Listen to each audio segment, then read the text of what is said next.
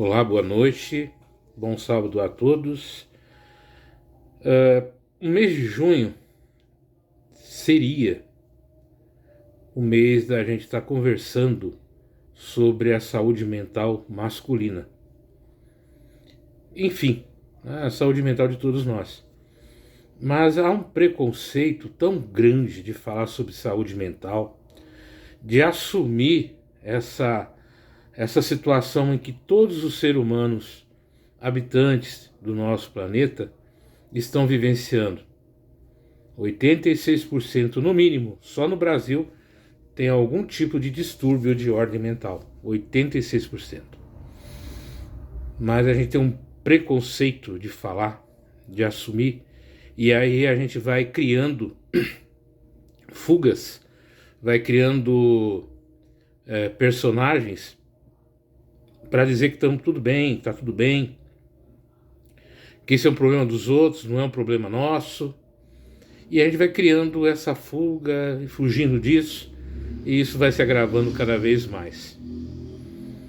Eu não vou usar aqui algumas palavras, expressões, porque as redes sociais também não permitem que você fale abertamente sobre alguns assuntos, principalmente nessa ordem. Elas muitas vezes censuram, cortam e tiram, né, o teu vídeo do ar. Mas é importante a gente conversar sobre essa questão da saúde. Entender o quanto que isso mexe não só com você, mas com toda a tua família e com toda a sociedade.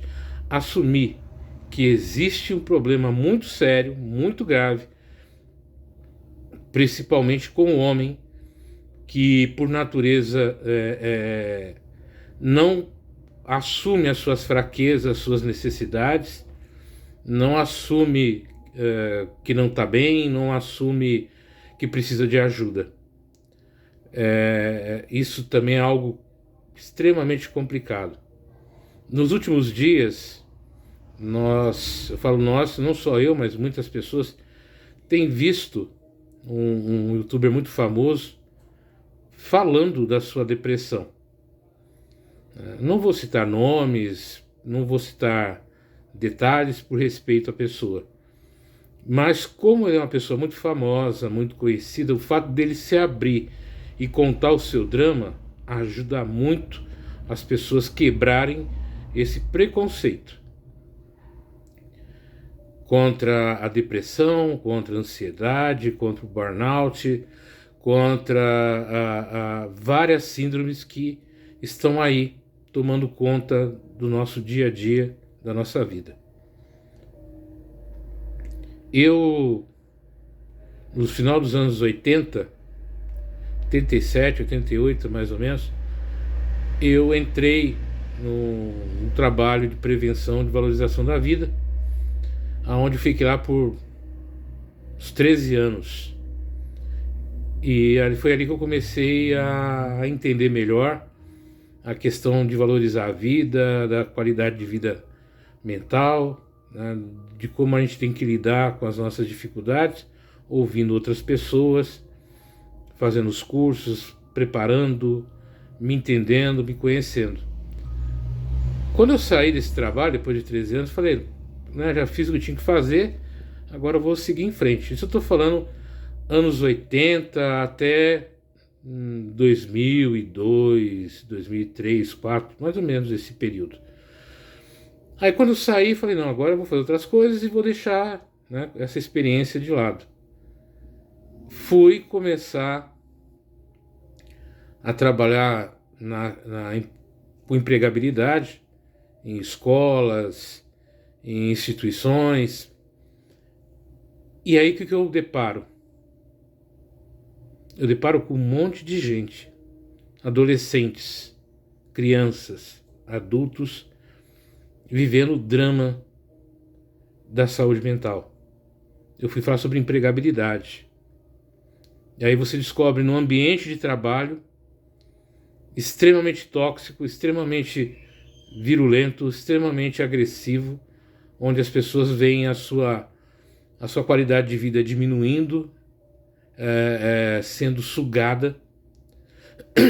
E com o tempo, eu também me tornei vítima disso, né, no ambiente de trabalho, da carga horária que eu exercia. E apesar de lidar com isso, de tratar as pessoas, de conversar com as pessoas, eu mesmo não estava vendo o que estava acontecendo comigo. Precisei de alguns amigos chegarem para mim e falar: olha, dá um tempo, presta atenção. A gente precisa de amigos que falem isso pra gente, né? Dá um tempo, presta atenção, olha o que está acontecendo. Aí, com o tempo, eu vi a necessidade também de buscar um auxílio, ajuda. Porque a gente cuida dos outros e esquece de cuidar da gente. Aí eu comecei o meu processo de terapia, que já faz um bom tempo. E nesse processo, que não é fácil, porque você tem que reconhecer as suas falhas, reconhecer as tuas fraquezas. Você vai brigar muito com o teu terapeuta, com o teu psicólogo, com o teu psicanalista, com o teu psiquiatra, vai achar que ele está errado, vai se revoltar, vai abandonar, mas aí você percebe que precisa continuar e você volta, né, com o rabinho entre as pernas lá, vamos voltar? E aí seguir em frente. Quanto tempo demora um processo terapêutico? Demora anos. Às vezes a vida toda. Porque você não corrige um monte de situações de anos e anos e anos em 10 sessões, em 2 horas, ou num passe de mágica. É um reaprender a viver, é um reaprender a se entender no mundo. E a depressão e a ansiedade, além dessas questões, existe o fator ambiental, em que ambiente você vive. Quando você vive num ambiente cheio de metas a cumprir, cheio de objetivos a alcançar, você vai viver ansiedade. A ansiedade vai ser presente, constante na tua vida. Será que eu vou conseguir quebrar a meta? Será que eu vou ter a comissão que eu estou esperando? Será que eu vou alcançar os objetivos? E existe a depressão. Lembrar daquilo que eu consegui, daquilo que eu perdi, não ficar satisfeito com a vida que eu tenho agora, ficar relembrando momentos que não vão voltar mais, amores que se foram, vivências que se foram. Mas também existe a questão que você precisa verificar junto com o seu psiquiatra, com o seu médico, que tipo de alimentação que você tem, que tipo de prática esportiva que você tem. A alimentação tem muito a ver com a desregular os nossos níveis de serotonina, noradrenalina, né, a melaninas, enfim, toda essa parte hormonal, toda essa parte que controla nossas emoções, tudo isso. Então é um trabalho que vai desde o seu terapeuta, do seu psicólogo, do seu psiquiatra, nutricionista, um terapeuta ocupacional, uma mudança de vida, uma mudança de comportamento, é um conjunto de situações. Você não muda o processo depressivo e ansioso ou de burnout só com medicação ou desabafando. É todo um conjunto. Você precisa ter o seu médico, seu psiquiatra, seu nutricionista, seu terapeuta, seu psicólogo, enfim, é um conjunto. Mas é muito caro, como é que eu vou fazer para pagar isso? Concordo com você, é muito caro. Mas tem como você fazer isso de uma maneira que não seja só de dinheiro para pagar isso, mas às vezes é você procurando os trabalhos voluntários, como tem o CVV, que é o Centro de Valorização da Vida.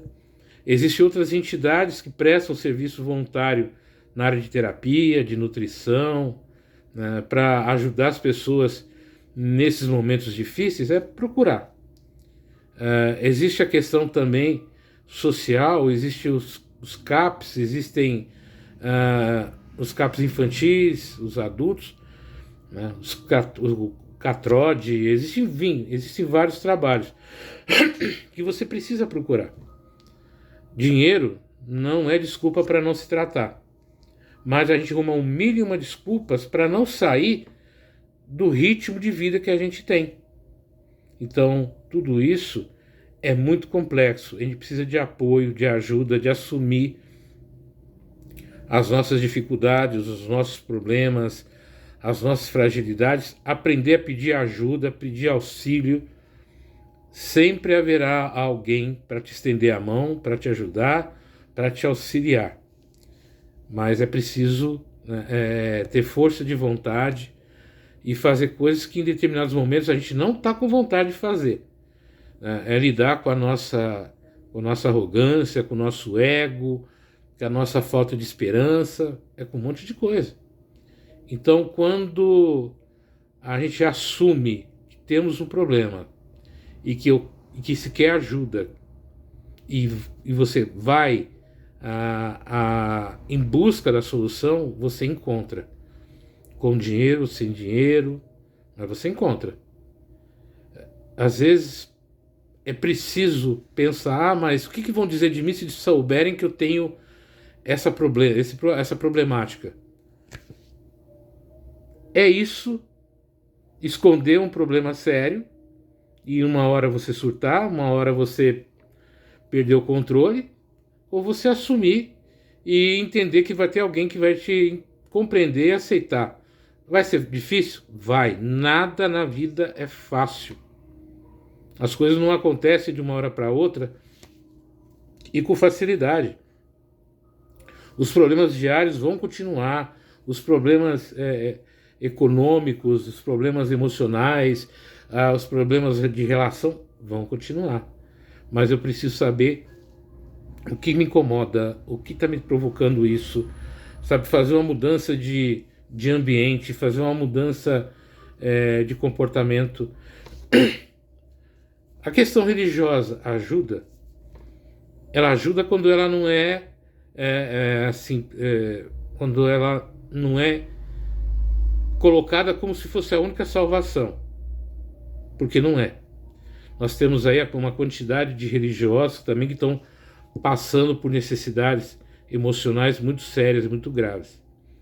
Mas a busca da espiritualidade, de uma reforma íntima, de um comportamento diferenciado, né, de pessoas que não nos cobrem, não coloquem o dedo na nossa cara, falando que não temos fé, que somos fracos, mas que estão ali de braços abertos para nos ouvir, para nos acolher, para compreender o nosso drama, o nosso sofrimento, ajuda.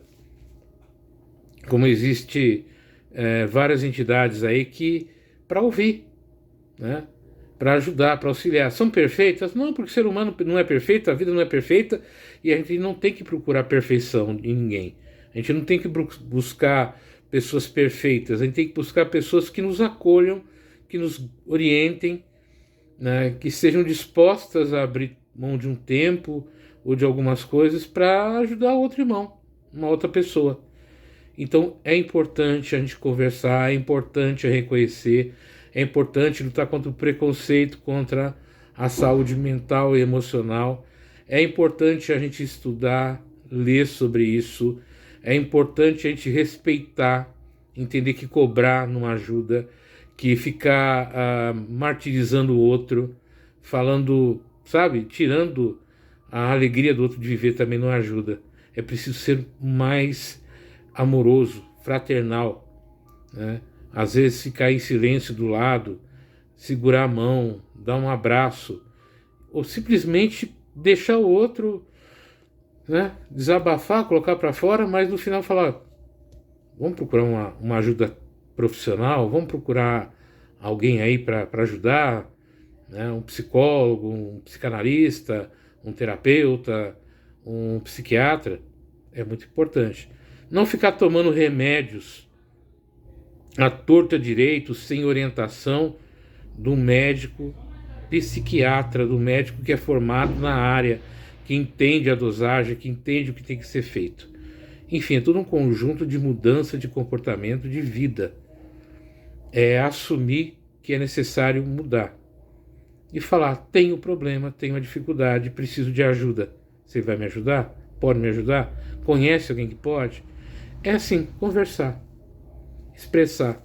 errar, nós vamos errar, cair, nós vamos cair, mas não ter vergonha, porque isso faz parte do processo. Mas desenvolver essa mudança espiritual, comportamental, mental, sabe? Tornar mais compreensivo, mais tolerante, mais fraternal, ajuda bastante. Pense nisso. Uma grande noite para vocês.